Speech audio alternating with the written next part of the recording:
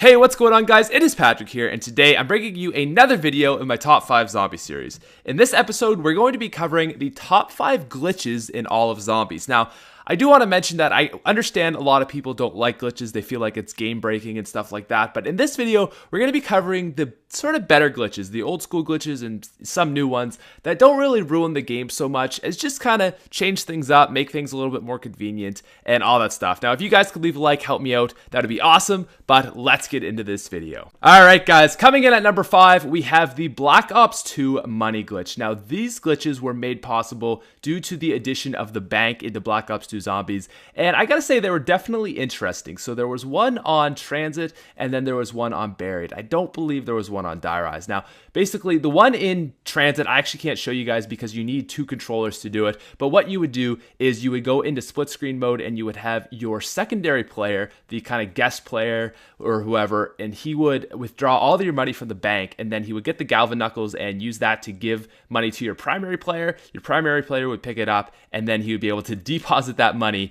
and for some reason he wouldn't actually lose the original money that the secondary player took out. So it was really cool in that sense because you could get all this free money, and it wasn't that hard. Now, the other one that there was on Buried, and essentially I actually never did this one. Actually, I didn't do the other one either because I don't have a second controller, but basically what you would do is you'd use the time bomb in a way that it would make it so when you take out your money and then you use the time bomb and then you go back in time, you still have the money, basically. And that's essentially how it worked in a nutshell. I don't want to get into depth in explaining it, but basically you just use the time bomb to take money from the bank. Now, what I liked about these glitches were they weren't game breaking. You know, if someone already had money in their bank and they just wanted to get more, to me it didn't really bother me because they already had money in the bank, and I didn't really like the bank because I thought that was a little game breaking, but the fact that you could just get more money, to me, never really bothered me. And I don't know, I thought it was a cool glitch that could save people time. So yeah.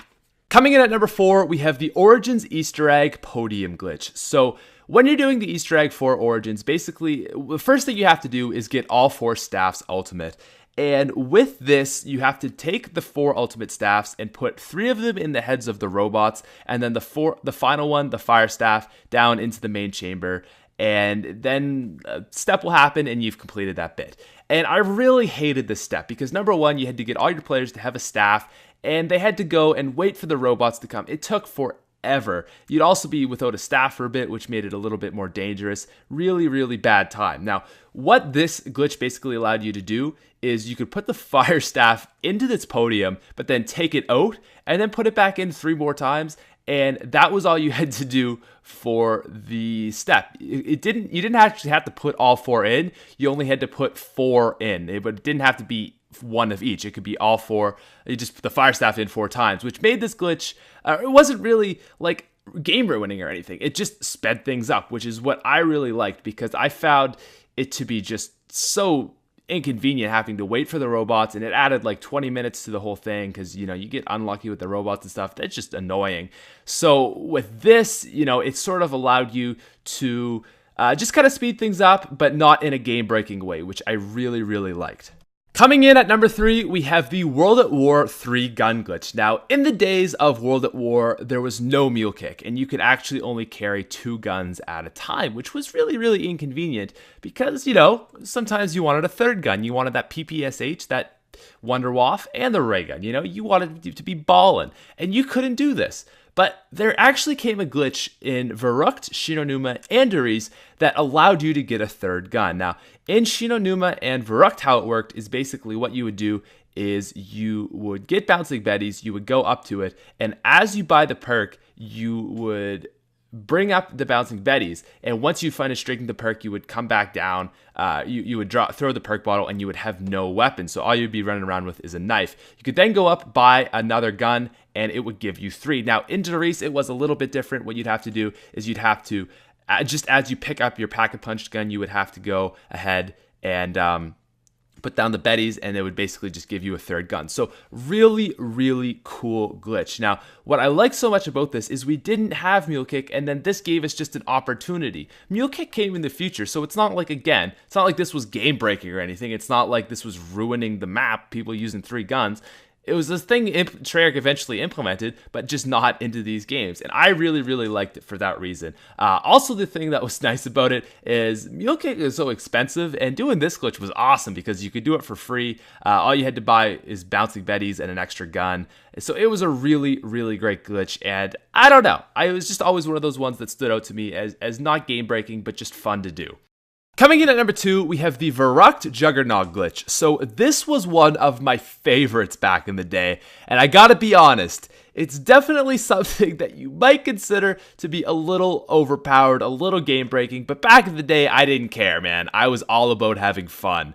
Anyways, check this out. So 1 hit, 2 hit, 3 hit, 4 hit, 5 hit, 6 hit, I'm still up. What is going on right now? 7 hit, 8 hit, 9 hit, 10 hit, 11 hits to go down. What is this madness? I'm not 100% sure how this glitch worked because it didn't happen every single time, and I think it was more common maybe in solo for this to happen, but for some reason, Juggernog was just extremely overpowered some of the time, and I don't know why. I'm not sure if maybe it was 5 hits, but you healed really quickly or what. But it was ridiculous. It was absolutely ridiculous. You could get caught in a corner by like 3 zombies, take the time to reload an MG or a Browning, and you would still be fine, not even red by the time you're back, reloaded your gun, and you've killed them.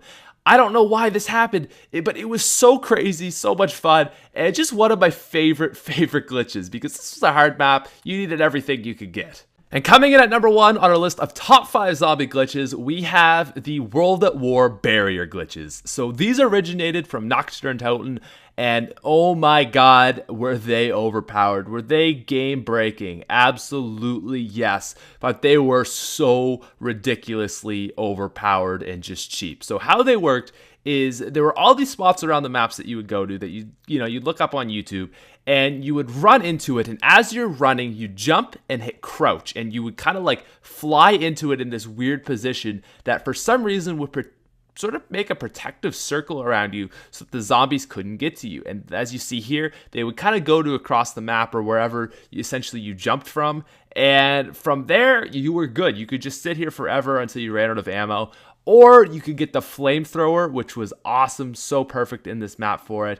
You just sit here, and really, you would be absolutely fine. The zombies couldn't touch you. You could just sit here forever, and you could get to round 99 if you wanted to. Now, obviously, game breaking, yes. But the thing you guys need to understand is back in the day, we really didn't have a lot of stuff in this map. All we had was a mystery box and ray guns. Like, we just camp here, do our thing. There wasn't a lot to do. You couldn't pack a punch or anything, so things got boring, and people wanted to switch it up, so they're like, all right, let's try this glitch out for fun. It was a shame that it did go to the leaderboards, but still, it was a very, very fun glitch, and as you can see, is obviously just the most amazing, incredible, despite being cheap.